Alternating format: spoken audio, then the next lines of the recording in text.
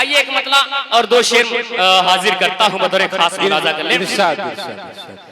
पेश करता हूँ बतौर खास समाज फरमाए कि मैं तड़प कर यहाँ क्या कहने हैं, मर न जाऊं कहीं।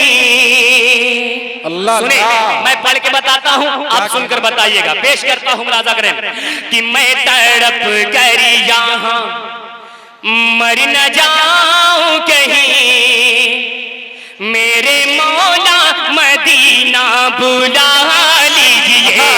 मैं तड़प कर यहाँ, मैं तड़प कर यहाँ मर न जाऊं कहीं, मेरे मौला मदीना बुला लीजिए। मैं तड़प कर यहाँ, मैं तड़प कर यहाँ मर न जाऊं कहीं, मैं तड़प कर यहाँ मर न जाऊं कहीं, मेरे मौला मदीना बुला लीजिए। हुजरे आयशा में है जो जलवगर, हुजरे आयशा में है जो जलवगर, उनका दीदार मुझको करा दीजिए। मैं तड़प कर यहाँ मर न जाऊं कहीं, मेरे मौला मदीना बुला लीजिए।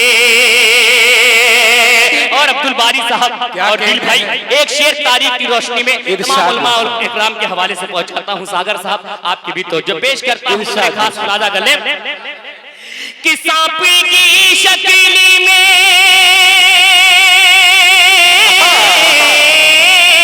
सांप की शक्ल में आशिके मुस्तफा कार में कब से था मुंतज़िर आपका, कार में कब से था मुंतज़िर आपका।